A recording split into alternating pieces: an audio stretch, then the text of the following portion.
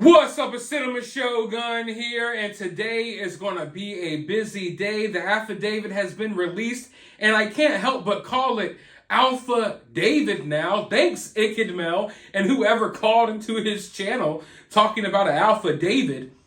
So every time I say it now, I say it like Alpha David. It is so sickening. I can't get it out of my mind. But anyway, today is going to be a busy day. The affidavit's been released, and there's all types of information coming out. Now, as I told you all on my other channel, if you haven't already, subscribe to my other channel, Fat and Opinionated. I am uploading videos over there all day about this case, breaking down all of the information that was revealed today. Now, instead of sitting here and reading through 19 pages, boring you all, I want to take out the parts that really stick out. I want to take out the details that really matter, and I want to break them down in a way that everyone can understand, and I want to react to them. I know that there are probably 45 other channels who have already read through all of these documents. You've probably seen it. What I can offer you all is a unique opinion and perspective. Now, throughout these videos, I will be going over excerpts from this affidavit, and if you all would like, I will break down the whole thing and read the whole thing in its entirety. If you all want me to, let me know down in the comments below. But over on my other channel, we just talked about how one of the surviving roommates, Dylan, actually saw what may have been Bryan Kohberger leaving the scene. She heard screams, commotion, literally saw a masked person walking right by her, leaving her house. She did nothing but go into her room and come out the next afternoon. So I feel some type of way about that. We could talk about that over on my other channel. But what I want to talk about today is how Bryan got caught. How did Bryan got caught? Well, Bryan got caught in a way that a lot of criminals get caught. They went digging through his trash. But there's one other key piece of evidence that they found at the scene. I'm going to read you all an excerpt from the affidavit now. As I entered into this bedroom, I could see two females in the single bed in the room. Both Kaylee and Madison were deceased with visible stab wounds. I also noticed what appeared to be a tan leather knife sheath laying on the bed next to Madison's right side. The sheath was later processed and had K-Bar, USMC, and the United States Marine Corps Eagle Globe and Anchor insignia stamped on the outside of it. The Idaho State Lab later located a single source of male DNA, suspect profile, left on the button snap of the knife sheath.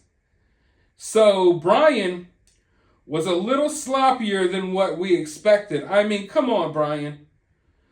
All of this education, all of those countless hours studying and in college, trying to figure out how to get away with this, and you leave the sheath behind? Now, I saw someone on Twitter say that, oh, Bryan must have returned to the scene of the crime so he could put the sheath there because he wanted to get caught. And I looked at that tweet like, damn, this is the dumbest I have ever read in my entire life. People come up with some weird stuff. Bryan made a mistake. That's what happened. Bryan made a mistake. One that he probably beat himself up over afterwards. Maybe when Bryan was returning to the scene, maybe he was going to go try to get the sheath back, but by then it was too late. But it is also revealed that on December 27th, Pennsylvania agents recovered the trash from the Kohberger family residence located in Pennsylvania. The evidence was sent to the Idaho State for testing. On December 28th, the Idaho State Lab reported that a DNA profile obtained from the trash and the DNA profile obtained from the sheath, identified as a male, not being excluded as the biological father of suspect profile. At least 99.9998% of the male population would be expected to be excluded from the possibility of being the suspect's biological father. Based on the information, I am requesting an arrest warrant issued for Bryan Kohberger. So basically, what they did is I figured they probably would have gotten this information from maybe the dumpster at the apartment complex where Bryan lives. But then again, when you think of it, that's like a shared dumpster. You know what I mean? So there's all types of trash in there. Maybe that would make their job harder.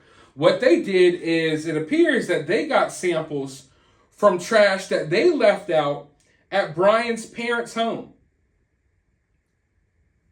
And it matches with the DNA that was on the knife sheath. Now, they said that one of the only persons that can't be excluded would be Bryan's father. I think we know Bryan's father didn't do this. So there you have it, folks. It appears to me, looking at this information, they have a solid case. People have been worrying. I've been reiterating myself multiple times throughout multiple channels. I believe law enforcement has their guy.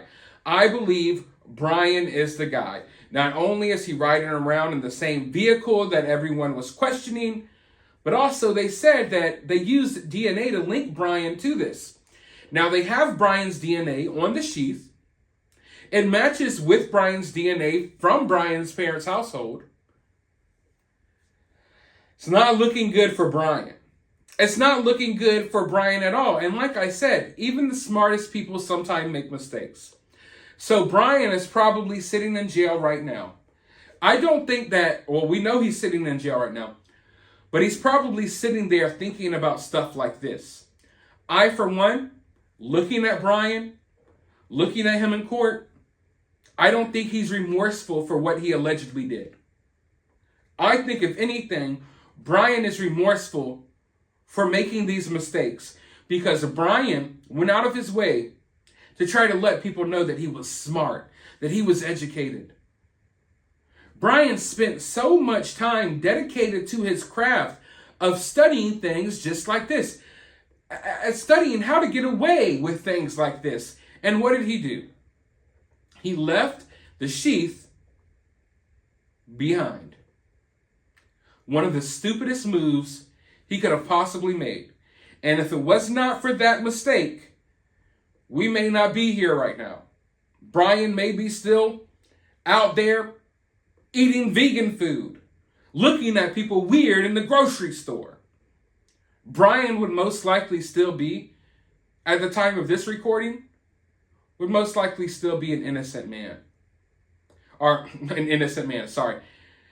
Bryan would still most likely be a free man walking the streets. But he left that key piece of evidence behind. But now the question is, where is the item that goes inside of this sheath? Where is it? Now, over on my other channel, I made a whole video about this, saying that I believe there's a possibility that he ditched that item on his road trip to Pennsylvania. I know that Bryan was being followed. I know that Bryan was being watched, but I doubt that they had eyes on him every step of the way. I think there were some portions of time where Bryan probably wasn't being watched. And I think that there's a reason as to why Bryan chose to travel like this. I don't know the exact reason, but it's not a normal traveling situation. So I think there's a huge possibility that he tried to get rid of this thing along the way. But nevertheless, they have the sheath. If the sheath fits, you must not acquit. All right, I'm sorry for that lame joke. But anyway, this right here makes me more confident than anything. There's other information that we're going to go over. There are other things that tie Bryan to this case. Cell phone data and everything, which I reported to you all a few days ago. But now we're getting official confirmation. So I'm going to go over all of the information that comes out of this affidavit on this channel and on my second channel, Fat and Opinionated. Make sure you're subscribed to both, because there's so many details here that I want to focus on. You know what I mean? That's why I do the short form videos. I focus on a certain detail, and then we go over that detail, and then we move to the next. So like I said, make sure you're subscribed to both channels. But all in all, my final opinion about this piece of information is that this is the most damning piece of evidence that they have against Bryan. It's going to be hard to fight this in court. And after seeing and reviewing these documents, I am more confident now than I was before that they got the right guy. And I'm confident that not only that they have the right guy, I'm confident that these charges are going to stick. I don't think Bryan's going to beat this case. Let me know your thoughts, though, down in the comments below. While you're down there, hit the thumbs up, hit the subscribe, ring the notification bell, and I will talk to you all in the next video.